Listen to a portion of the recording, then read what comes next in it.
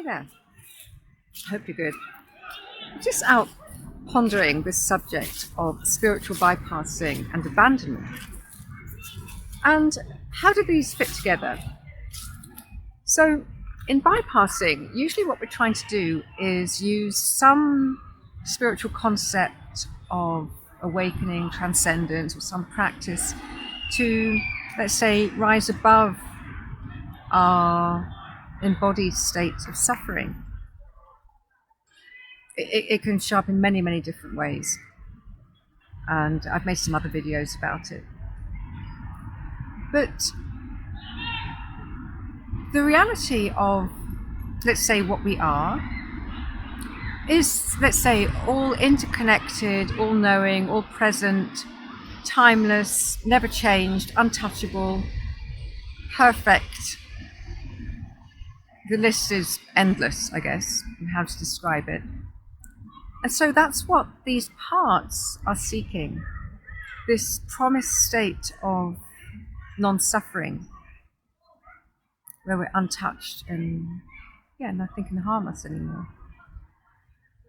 And yet, it's really the parts that are trying to transcend, to achieve a state of enlightenment. And how that's often experienced in ourselves when we're bypassing, or when the parts are bypassing, is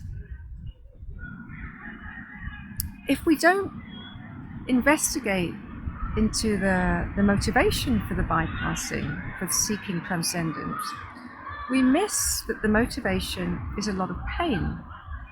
So the part is trying to escape this pain, and it may well be the part's own pain, or the part may well be protecting maybe a much younger, much more vulnerable part that's suffering intense emotions of fear, shame, abandonment. Maybe its original core wound is abandonment. So when we're abandoned, what do we need? We can simply ask ourselves, what do we need? There's usually a call for authentic human connection, for embodied, wise presence within ourselves and in another. And when we're bypassing the bypassing part that's trying to protect the more young, vulnerable, abandoned part, is actually abandoning it in a sense. It's actually trying to escape this present moment to achieve presence. And the younger part, when we really experience this within an IFS process, that younger part is experiencing again an experience of abandonment. It's being abandoned by the part that's trying to protect it. And IFS helps us map out the different elements or the architecture of the parts internally, so we can start to see that this is the strategy. And really what we do with IFS is meet all of these parts independently and together, as a dynamic, as clusters. And as we do that, these parts...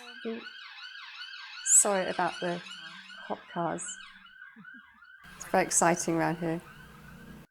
And as we do that, as we self-meet them, they feel heard, seen, respected, understood, met. They feel the sense of connectedness, togetherness. It's the antidote to the abandonment, the new recurring abandonments and the original core wound of abandonment. So bypassing, whilst it promises transcendence from all this suffering, like contemporary or original wounding, it can actually be experienced as re-traumatizing to these young parts. So I'll leave it at that. Again, many ways that bypassing shows up, and many ways that it impacts our system. So I'll leave it at that for today. I'm sorry about the wind and the traffic noise, but I was just taken to share this, and I'll connect again soon. Take care.